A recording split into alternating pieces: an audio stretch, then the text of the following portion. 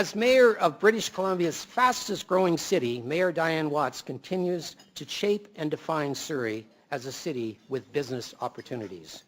Mayor Watts has focused on bringing people together and building consensus for new and innovative approaches in our city.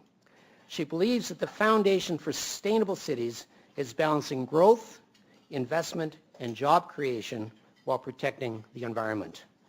Ladies and gentlemen, it is my privilege to please welcome, in her 6th State of the City Address, the Honorable Mayor, the Mayor of Surrey, Dianne Watts.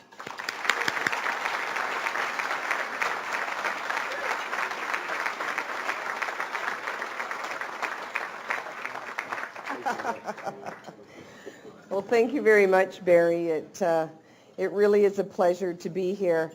And if anybody didn't know, actually Barry has just become a director in TransLink since January. So I've never known to be subtle, and so I just kind of want to make a statement. I want to take this opportunity and thank all of you for coming out to the State of the City Address this year. I want to thank the Surrey Board of Trade, the Downtown Surrey BIA, Cloverdale Chamber BIA, South Surrey White Rock Chamber, and Tourism Surrey. Thank you very much for coming together and hosting this event. We really appreciate all the work that you do for our business community, and also the charitable works that you do throughout the community as well. I don't want to let that go unnoticed. Now, I am a very fortunate mayor because I have an amazing council.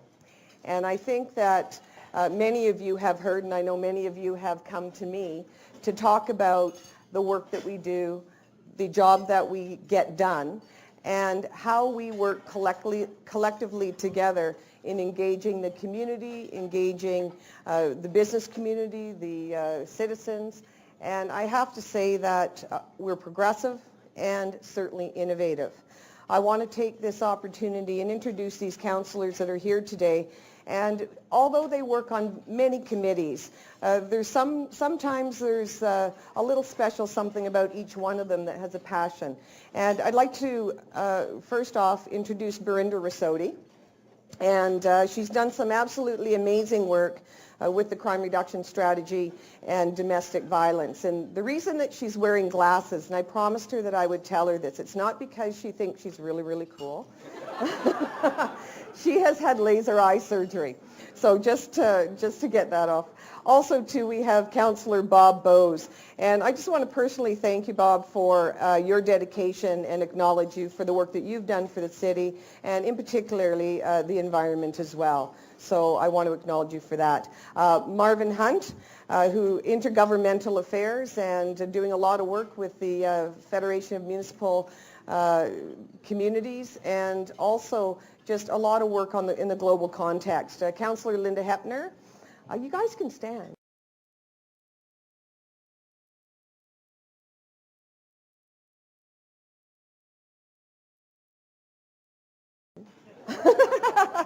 Councillor Linda Hepner, economic development, and just amenities to further that initiative. Councillor Judy Villeneuve, she has dedicated all the years that I've known her, plus some, to homelessness and housing and making sure that that's on the council agenda. And I want to thank you for that as well. Barbara Steele, and again, many committees, president of UBCM, but also too, one of the things that she has really championed is around seniors abuse and making sure that the needs of the seniors are front and foremost at the council table. Councillor Tom Gill, finance, making sure that we keep our budgets in line and we're not spending what we're not supposed to be spending. And also too with the community sporting community, and he's done a phenomenal job there. Councillor Mary Martin, healthy communities, Surrey Memorial Hospital, and again, a passion of hers that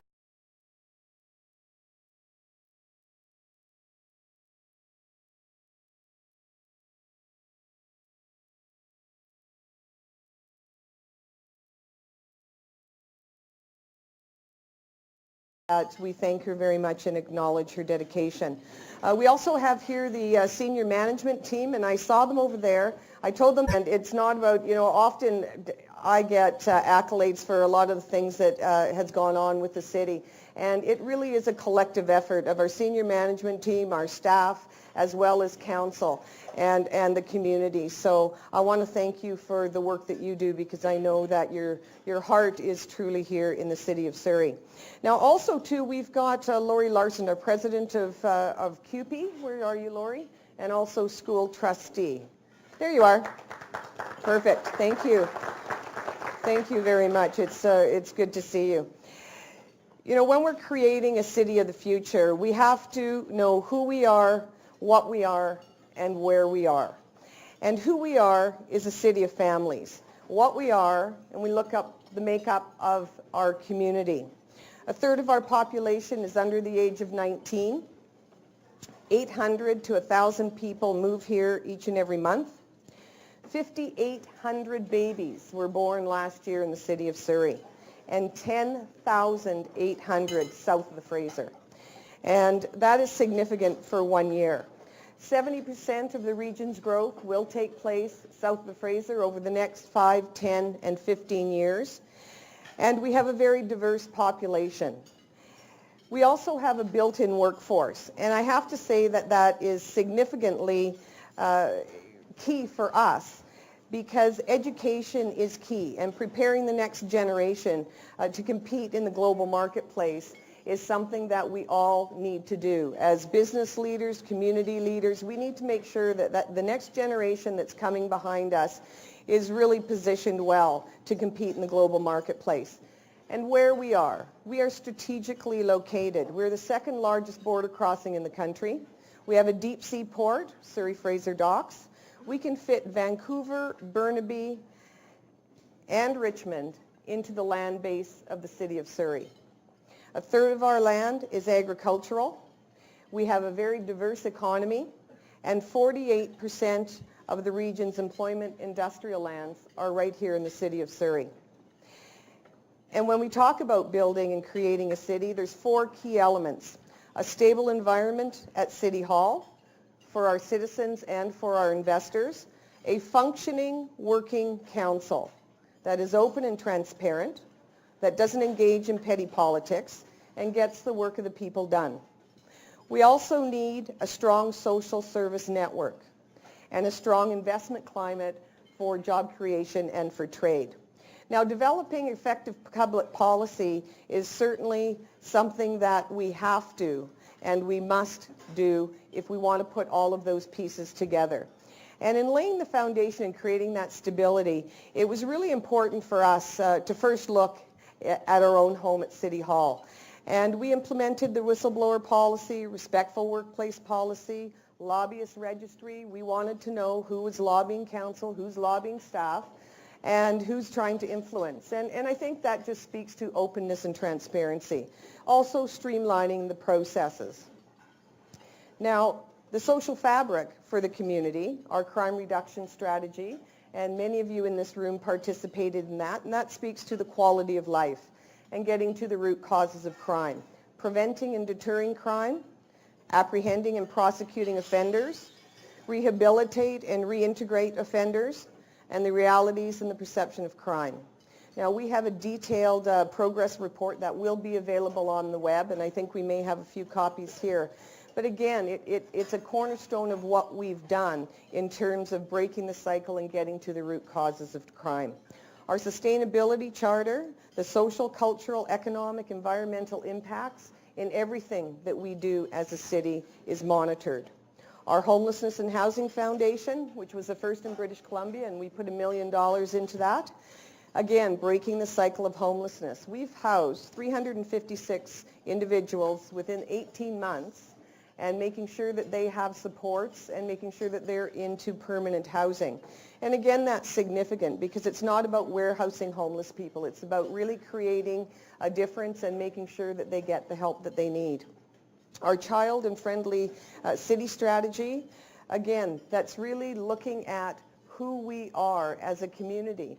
And when we look at the value that we have within our young population, we want to make sure that we're engaging them early, that they're actively contributing to what we do as a city. And I think we've done an extraordinary job, and certainly through Parks, Recreation and Culture, we have really exceeded a lot of expectations in that regard. And again, that's no small measure to the excellent staff that we have.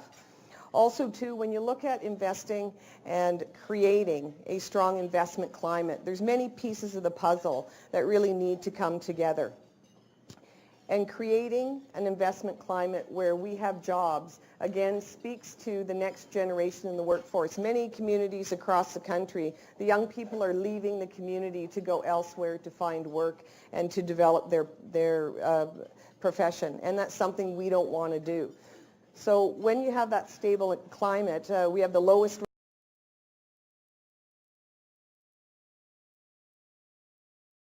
residential taxes in Metro Vancouver, second lowest business taxes in Metro Vancouver, and the real estate in the best place in BC to invest.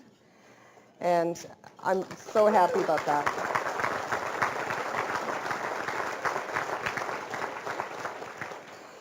And again, we were named 4th on the list of the top Canadian investment cities in Canada. But the one that really stands out to me, Surrey was rated the best place to find a job in the Lower Mainland, and employers predict a 23% increase in 2011.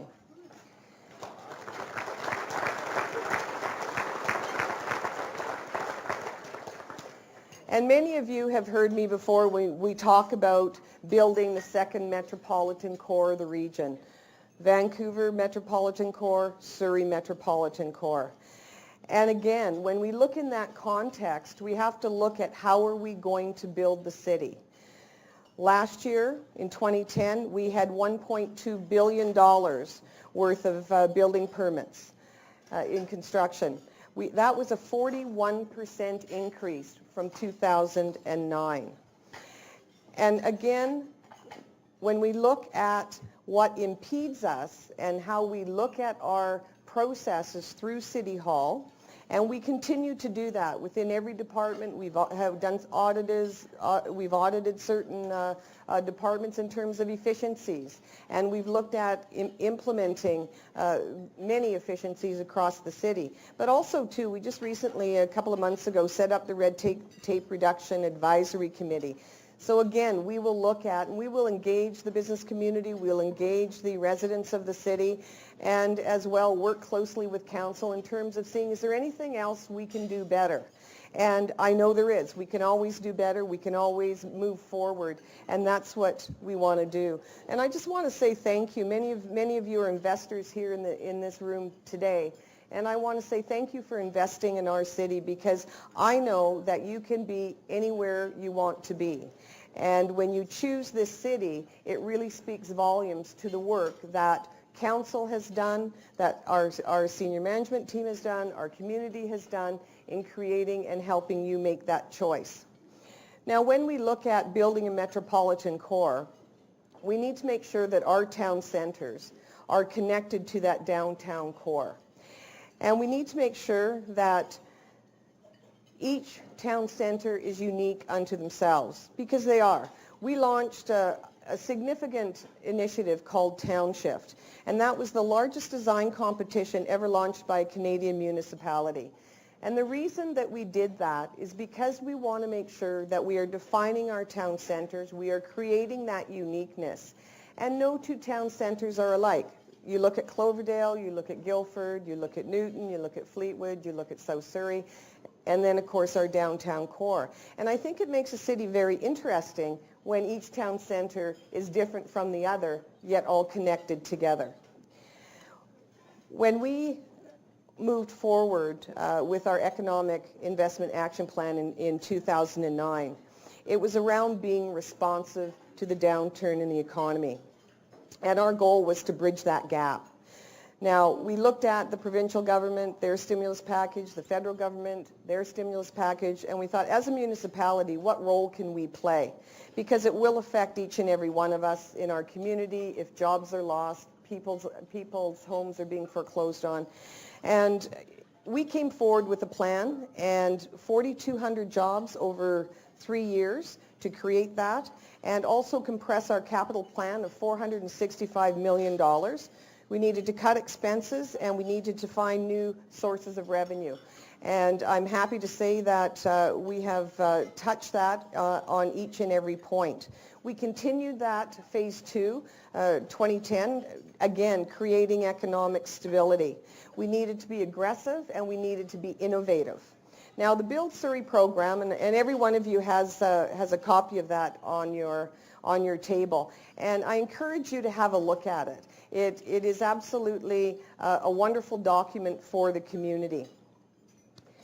Now, this is the most comprehensive construction program in the city's history, and it touches all of the town centers as well as the downtown core. $2.8 billion in construction investment. Significant amount. $800 million are around community projects, and $2 billion is in partnership with the province and the federal government. And we will not be raising taxes to pay for this program. Now, the funding will come from infrastructure fees, new parking authority, reserve money, grant money, new secondary suite fees, gaming revenue, leaseholds, and a revenue stream from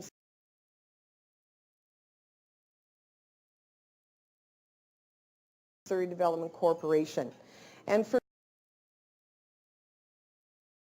me, that was important. When we look at how we build a city, we don't want that government are certainly wanting to have access to what we have in terms of property taxes. Right, TransLink? Sorry.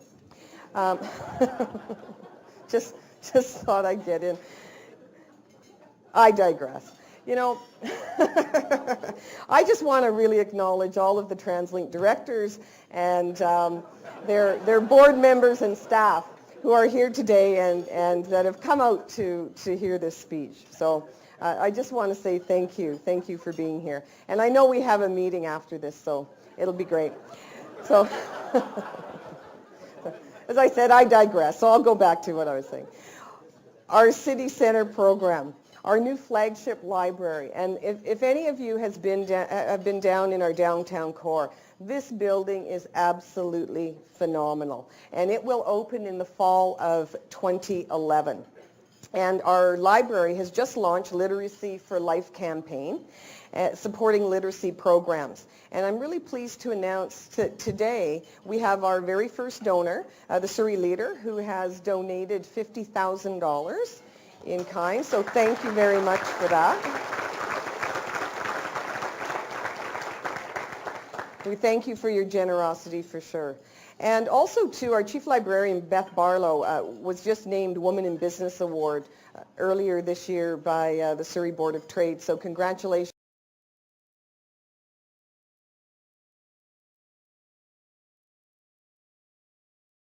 to you on that, Beth. We just broke ground on the City Hall down a bit. Open in 2013.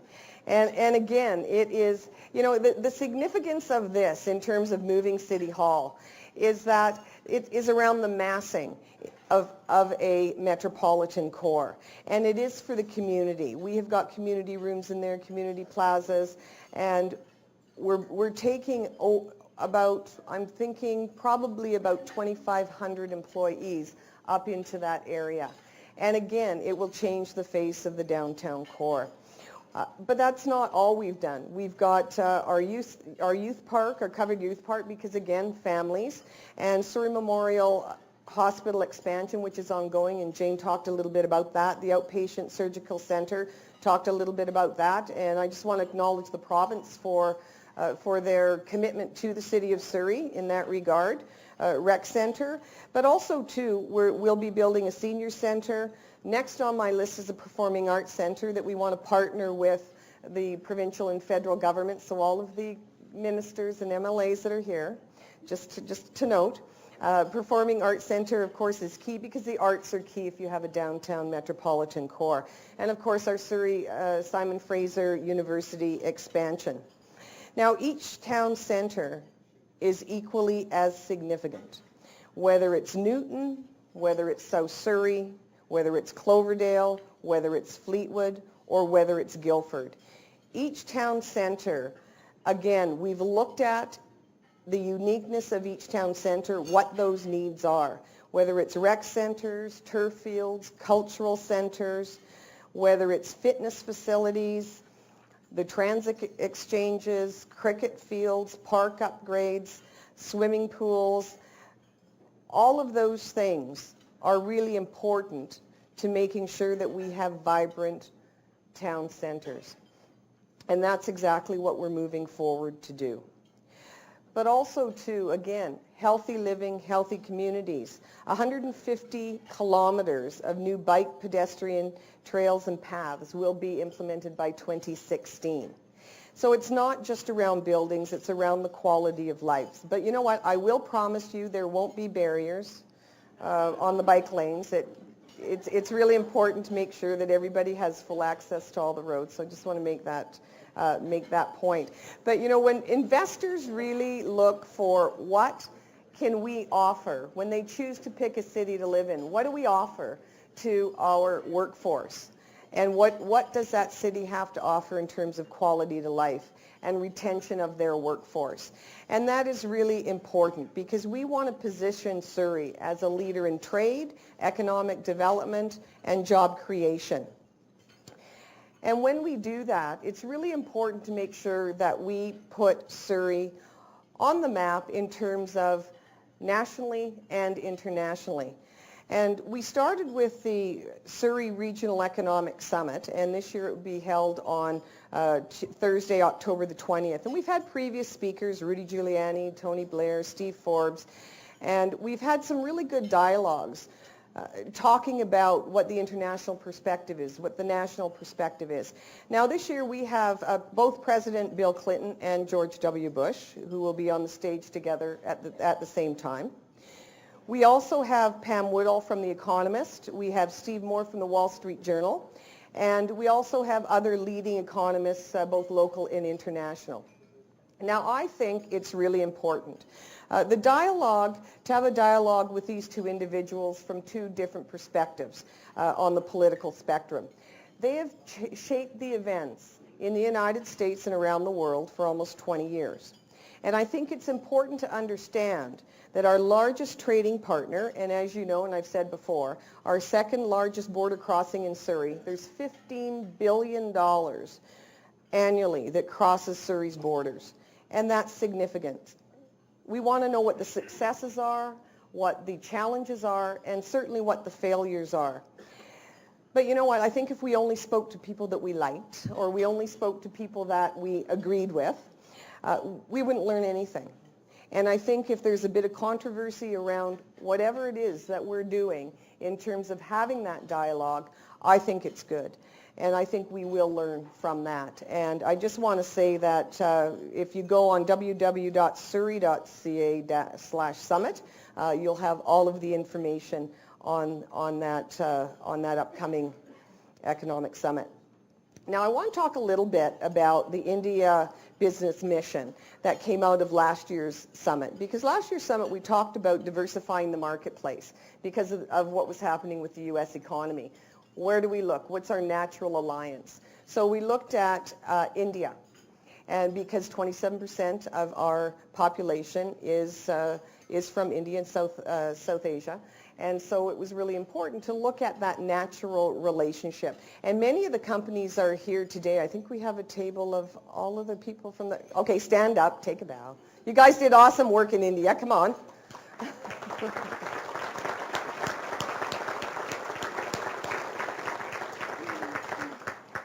You know, when you look at India, you've got 1.3 billion residents and 500 million workers, which is the world's second largest labor force. But what we focused on was clean energy, education, wood and manufacturing, film and entertainment, health and information and technology. And we had over 32 delegates, 24 companies, and a grueling 110 meetings. It was absolutely unbelievable. But you know what? We did a lot of work on the ground before we left, both here in Surrey and the region, as well as in India. And I'm a very results-oriented person, and I want to measure what we do, and I want to make sure that we have successes. There's no point in doing something and never measuring it because you don't know if you've succeeded or if you've failed. And I have to say that coming back from the trade mission in India, it was certainly a success beyond my expectations, most certainly. We came back with 4 memorandums of understanding that were signed. 40 containers of fir lumber are going to be shipped to India this month. And another company, for the very first time, who's never done anything in India, shipments of pine, fir, and spruce will also be sent to India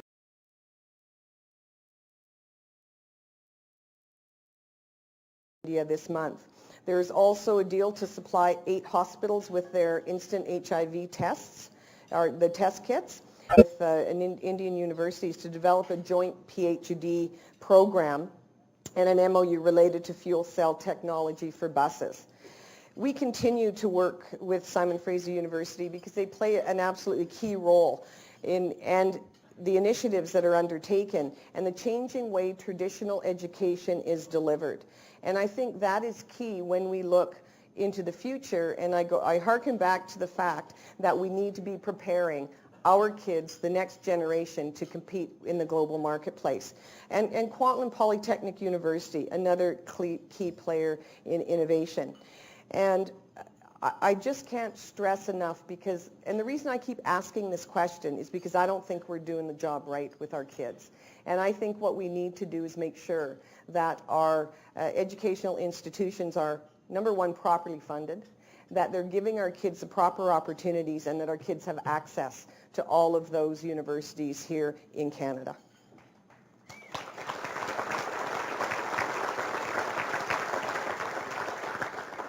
We also have a number of MOUs that are pending and deals on the table, and 5 companies that came back with us are going back to India to finish up signing some of those deals and furthering what they're doing. And so I have to say that, and I get asked, when's the next one, Bill? I have to tell you, that 12 days probably took 10 years off my life. and the councillors that went along, I mean, Councillor Rossotti and Councillor Hepner and Councillor Gill, the work was just phenomenal. But you know what? The results are what counts. And you know, people say, well, you spent taxpayers' dollars. Well, I think my cost was, I don't know, around $6,000.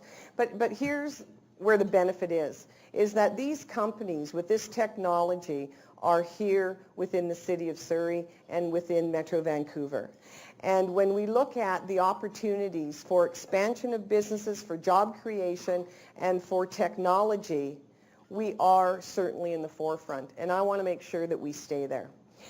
When we look at technology and clean energy, the City of Surrey, we just rolled out our Corporate Emissions Action Plan and our Clean Energy Action Plan. And of course, this is around reducing consumption and greenhouse gas emissions. And I think everybody in this room and whatever company you're with is absolutely on board to do that. We've greened our fleet. We have a hydrogen fueling station and vehicles already within the City of Surrey, and we'll be opening another one next year.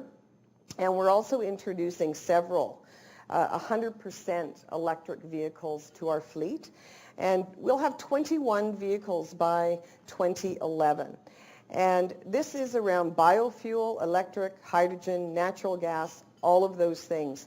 And it's really important when we look at diversifying, because somebody just said, I think it was you, Barry, that oil is going up to what, $200 a barrel? So we better get busy on the technology. In terms of district energy, we're establishing our district energy utility. And the first system is, of course, going to go around our metropolitan core, which will connect in City Hall, Library, using ground source heat exchange. We've got other phases coming in, Campbell Heights, Grandview Heights, and West Clayton as well. Now, one of the exciting things that I find is, organic waste, organic waste collection and biofuel processing. And the reason that I do, we're going to build a biofuel facility. And we need to change the way we think in terms of a commodity. And Marvin, you used to be the chair of the, for Metro Vancouver, and you know this too well. Turning organics into zero emission and natural gas. But not only that, we're going to use that to fuel our garbage trucks. So when you look at that whole piece, instead of going into the landfill, and I can certainly tell you, landfill, dumping garbage in landfill is not the way of the future. It absolutely is not. You've got to think of it as a commodity and recapture what we can recapture, and we will be far better off. You know, when we look at greening our fleet, when we look at our the fuel that we're, you know, the different types of fuel, and I look at the technology that we have here in British Columbia, in Surrey, in the Lower Mainland, and here. And I have to say that it saddens me that we have to export our technology. And I'd like to keep it here. I'd like to have that technology here, but we don't have the wherewithal in terms of removing the impediments to allow these companies to have demonstration projects. And that's one of the things that we will be moving forward on with our Clean Tech Hub, is making sure that there's opportunities to test the technology here in Surrey, the Lower Mainland, in British Columbia, as opposed to going elsewhere and exporting that technology. Now, my favorite topic, shaping and managing growth in transportation. You know, and the reason that this is here, this is really quite funny. Actually, last year, I don't know if whoever was here last year saw that big green wall that was behind me. Okay, so that green wall is now on a building in South Surrey that's gone, that's all over and it's beautiful. It's living public art, 10,000 species of plants, and it's really something to behold. I think it was the first in North America. So I'm wishing that now that I have this, that this will be what I get next year.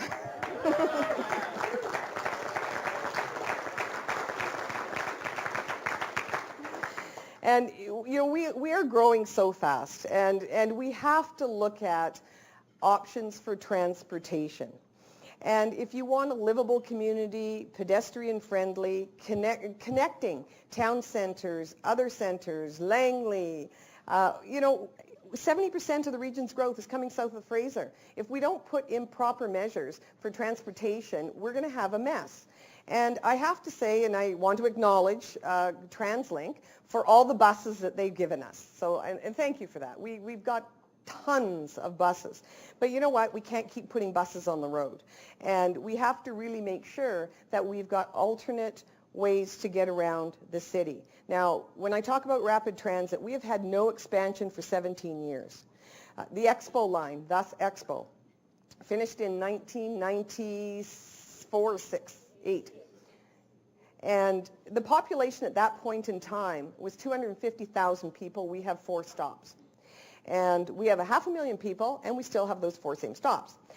And for me, that's not okay. Because we have to really look at how we're creating a city. Now, I think that it's fine and to have SkyTrain if you're going very quickly from point A to point B, downtown Surrey, downtown Vancouver, don't have an issue about that. But I have to say that to get around the city of Surrey, and I think you've spoken to me at the vastness of Surrey, SkyTrain is not feasible. It's billions and billions and billions of dollars, and I've heard, you know, comments around that well, it's more efficient and it is actually in the long run cheaper. And I'm going to disagree with that for the simple reason it depends on what it is you want to use it for. If you want to go from point A to point B as fast as you can, yes, use SkyTrain. But we don't want to go to point A to point B within the context of the city of Surrey or south of the Fraser. We want at-grade rail. We want to create that vibrancy. We want to make sure that there's opportunities for economic development. Now, when we were down in Portland having a look at their system, and it's multimodal, and that's what we need to have here. It was amazing. There was, I believe it was $31 billion worth of economic development along the at-grade rail stations. Now, to me, that's a win-win proposition. So I don't want to have SkyTrain cutting our communities in half, monolithic structures of concrete everywhere. That's going to destroy the city. And I really want to make it very clear in terms of where we stand on that issue. I have not had one person come up to me and say, nope, I want SkyTrain. And I think that it has its use. It absolutely does. But it has to be multimodal. And we can use at-grade rail, we can use SkyTrain, we can also use streetcars. And I think you have a much better city when you have all of those choices implemented. And we're looking at a number of routes. City Centre down 104th to 152nd, City Centre all the way down to South Surrey. And Peter, you'll be happy to hear about this. Fraser Highway between City Centre and Langley. How about that? But you know what? Again, it is around transportation and land use go hand in hand. And I think it's really important when you're planning, and it comes to planning. We don't have an integrated transportation plan, an integrated land use plan for the region, or a sustainable funding policy. All of those pieces have to come together, and then we'll create the livable, vibrant metropolitan core for the entire Metro Vancouver. And that's where we're headed. That's where the city of Surrey is headed. And I know that my colleagues, Mayor Fassbender and Mayor Ferguson and many of the mayors south of Fraser are absolutely on board with that. And so I thank you. I thank you for that. Because, you know, when we come together, I think it's really important that we decide what we want as a community for our community. And that for me is really a key piece. One of the other challenges, and I've said it through this talk that I'm having here with you today, again, is around the education piece. And we have the largest school district in the province. We have 68,000 students. Now, since 2006, we've had 4,000 students. That means 8 elementary schools. And we have had no capital funding since 2005. We have over 200 portables, and it's taking up space, valuable space for kids to play. And, you know, as a council, we've been very vocal in terms of how are we going to make this work with the province. The province funds us, and we want to make sure that Surrey really gets what we need. And the Community Link program, Victoria and Vancouver get 3 times what the Surrey students do. And that's not fair. There has to be fairness and equity across the line. It's not about taking it away from another community, giving it to another community. Let's just be fair and equitable. And I think that's all we've ever said. Last week, the city, jointly with the Board of Education, announced that we were reopening East Clayton Elementary School to ease some of the overcrowding in Cloverdale. And so we've done that. And but that's a stop measure. That's a Band-Aid solution. So I will be meeting with the Minister, with Minister Abbott, and having those conversations. And I know that the Board of Education is meeting with them as well. But one of the things that we want to do is make sure that students succeed. And when they succeed, the community succeeds. Now, when we talk about advancing our communities, open and accessible government is something that we've, like I said, we've really been very, very strong on. Now, we launched our new website last year, and it was the first site in Canada to have access to live council meetings on any mobile device. And in fact, the entire website can be accessed on a mobile device. And for the first time, we are live streaming this event. Everybody say hi. Live streaming this event. And, you know, it's amazing when you look at technology and how far we've come, because actually I just ask my kids or my husband and get an answer. But developing healthy communities, it's around walking and biking and pathways, green infrastructure, and connecting those communities and protecting and managing our ecosystem.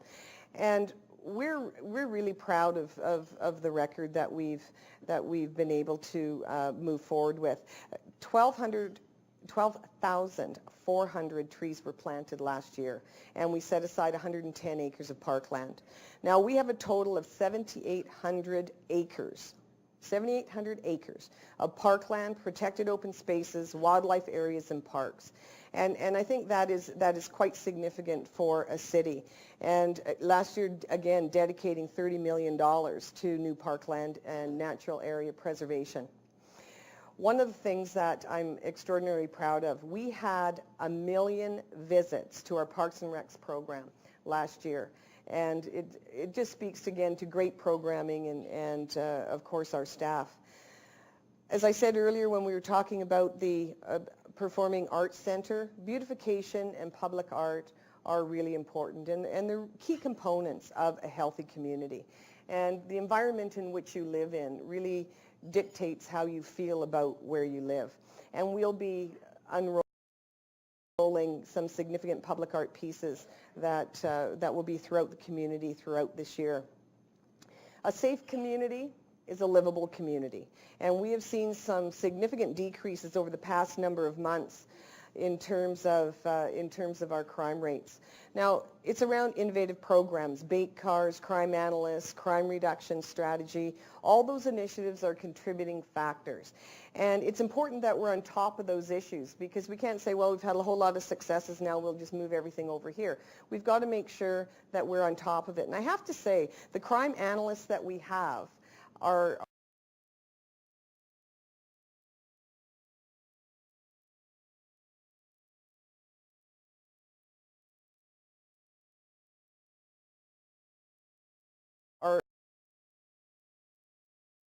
very, very closely with the RCMP. We're the largest RCMP detachment in the country, and we're very proud of all of the good work that we've done, that they've done, as well as have done with us collectively. Helping our most vulnerable citizens is something that, again, you can't take the pressure off, especially when you're talking about homelessness and housing and support services. And we've seen some incredible changes over the past few years, actually, regarding homelessness, the amount of social housing that we have received in the city. And we've always had a very good relationship with the provincial government in terms of being innovative and making sure that we have those beds available here. Because I really believe that taking care of the most vulnerable people in your city really speaks to how you will become a city and how strong you will be. And who are we? Of course, we're a city for families. And we're known for events and celebrations and festivals. And we had our Surrey Olympic celebration site, it seems like such a long time ago, with over 275,000 visitors, which was absolutely unbelievable. We won Best Entertainment Event by the BC Events Award. And I just want to say thank you, Linda, for heading up that initiative, and as well all of the staff that were just absolutely phenomenal. Fusion Festival, 90,000 people attended, and Councillor Martin and Rasodi, both of you have been extremely involved in that. We won the 2010 Best Cultural Event in Canada, and that was awarded by the Canadian Event Industry Award Gala in Toronto last year, and that was just absolutely amazing. Canada Day, 100,000 people, largest in Western Canada. And upcoming, of course, we've got our Vaisakhi celebration, which is the largest in North America, and just a wonderful event to really attend. And this one coming up is really one that's I'm pretty excited about. It's this weekend, actually, and it's called A Party for the Planet. And it will be held in Holland Park. And it's the largest Earth Day celebration in British Columbia. And it is free. We want to make sure that we can provide festivals and events free to the community and make sure our kids have something to do and make sure that they're really experiencing the fun that they can have. And the Party for the Planet is a new one for us, and we're going to celebrate sustainable initiatives and environmental partnerships. And also, too, we're going to feature, and this is really interesting, Canada's first bike-powered main stage. So all the musicians on the main stage it's going to be powered by bikes. So any volunteers, please step up. But I'll be there. I'll be pedaling away, and also to our first green zip line. And it's going to be interesting because I personally have never been on a zip line, and I think I'm going to be on one. So that'll be exciting, actually. And we're also hosting the 2012 BC Summer Games with over 3,500 athletes. And that, again, is going to be an amazing time. I think, Langley, you held it last year. The BC Summer Games, and it's always nice when you've got all of those athletes coming into your city and all of those kids and watching such great events. You know, the fundamental cornerstones of creating the city are open and accessible government, developing healthy communities, improving public safety, and helping our vulnerable citizens. And if you have a vision, it's only an idea that's written on paper. When it's executed, implemented, it becomes a reality.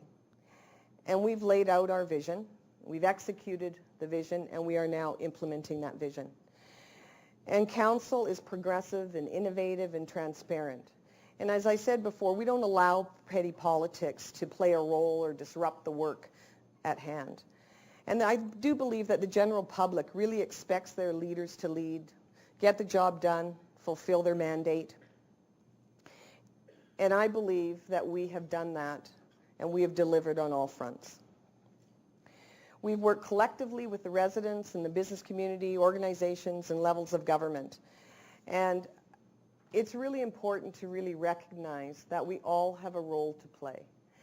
And I really see that in the community, whether it's the business community, community organizations, other levels of government. It's about all of us coming together because it's our city. And when we take that into context and we really own a piece of that, then we have the ability to create the city of the future. And as mayor, I just want to say thank you to each and every one of you that are here, because you certainly have played a role in making this the city of the future. Thank you.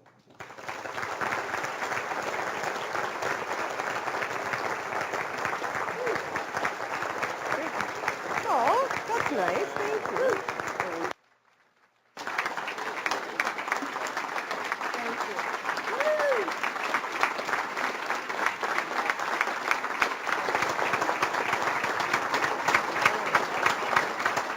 Okay, you're up.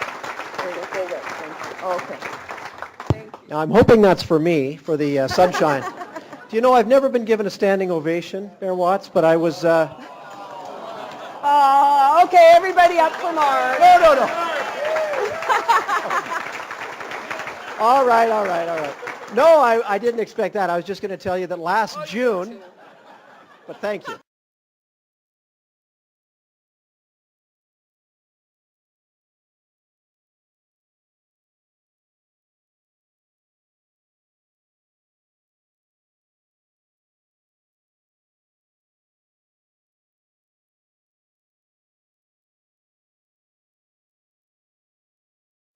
Last June, when the weather was so crummy for about 4 straight weeks, I was booed at Save On Foods in the frozen food aisle.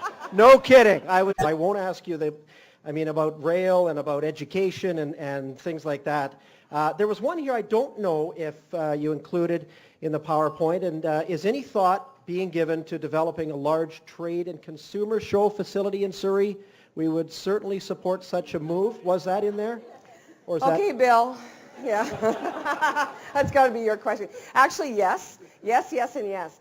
We've just gone out for expression of interest in terms of looking at that and having that process. I believe that process is closed now, and we've got several companies that have come forward expressing that interest in doing that. So absolutely. Okay. You know, these you've all covered, and I apologize. Thank you for the questions. They're all going to be answered. It was about international marketing plans. Perhaps you've already answered this, I think. International marketing plans that Surrey may have next in line. And again, you just had your trip to India, of course, but maybe you want to expand on that? Well, yeah, absolutely. And I think it's important to note, too, our economic development department and along with our council liaison and Chair Councillor Hepner, we actually have just moved forward in terms of doing a whole strategy around international marketing, because I think it's really important, again, when you look at where we're positioned within the region and our borders, it's significant. So yes. Well, that was terrific, as I say. That's it? That's it. You know, well, as I say... well, hang on a sec. I don't know, because you know what? Actually, Jim Bennett. Okay. Where's Jim? Oh, there he is. He's hiding. You know what? He handed me a question. And Okay. the question said, who does your hair? There we go. Thanks, Jim. I'll tell you later. There were several more. I grabbed 7 or 8, and as I say, you covered them very, very well in your presentation. Thank you so much. You. But again, I ask, stay just for a second, Mayor Watts, if you would. I ask Carrie Stocco from PwC to come forward to officially thank our keynote speaker.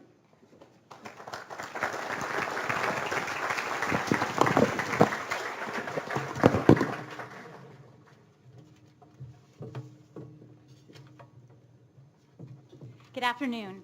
As Mark just said, my name is Carrie Stocco, and I am a senior manager in the Fraser Valley office of PwC. I appreciate the opportunity to make some brief remarks on behalf of PwC today. I wanted to start by thanking Mayor Watts for her leadership and dedication to this community. I grew up in North Delta, but moved to Surrey 15 years ago and have spent my entire professional career working in Surrey. So I can bear witness to Mayor Watts' influence since she was elected mayor in 2005. The last few years have been a very exciting time for Surrey, and the changes, particularly to infrastructure and commercial development, are clearly evident and logically follow years of strong residential growth. More importantly for the community, the stability that Mayor Watts' leadership brings and the relationships that she has developed have been a catalyst for this change. Not only am I proud to be a part of this community, but it is also important to me to have such an amazing female role model in leadership. It is inspiring as one working mom to another to see someone manage both her career and family demands with such exceptional grace and professionalism. Now a little bit about PwC. PwC's Fraser Valley office is truly a dynamic group of professionals who are passionate about client service, our people, and our community. Our office focuses on private businesses and helping those owners achieve their long-term goals. Like Mayor Watts, we believe in nurturing and sustaining long-term relationships. PwC shares your view that Surrey and the Fraser Valley expect to see significant economic growth in the next few years. In order to be able to service this growth, we added 2 new partners to our office in June 2010, Leo Smythe and Mike Patchalik. Leo brings 20 years of experience in private company services and is taking over leadership of the Fraser Valley office. Mike brings experience in both private and public companies with expertise in technology companies, particularly in the clean energy and clean technology sectors. In addition, to accommodate our growth plans, the Fraser Valley office of PwC is very excited about moving to the 14th floor of Central City in September 2011. Stay tuned come the fall for our grand opening celebration.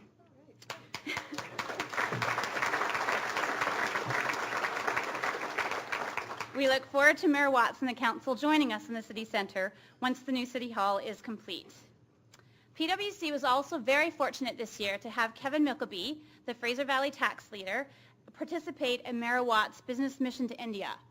PwC saw this trip as an excellent opportunity to foster relationships and expand our network, both locally and globally.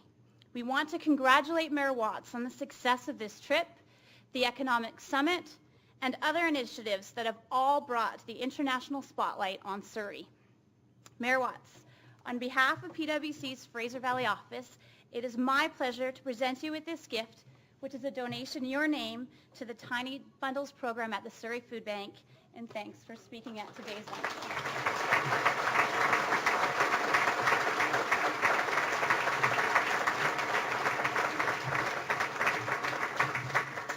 Thank you very much, Carrie, and thank you, Mayor Watts, very, very much as well. And once again, I thank PwC and Westminster Savings Credit Union along with the Leader newspaper for sponsoring this afternoon's event. And one last item here, if you have a gold seal underneath your coffee cup, and I didn't check mine yet. If it's mine, Mayor Watts, you can have mine. If you have a gold seal, you take the centerpiece with you. You do? Well, isn't that good? So centerpiece is yours if you have the gold seal under the cup. Also, folks, April, daffodil month in Surrey. If you don't have a daffodil, you can get one by donation just out the door on the way out. It's benefiting the Canadian Cancer Society. Thank you very much for attending, and have a great business day. Thanks, everyone.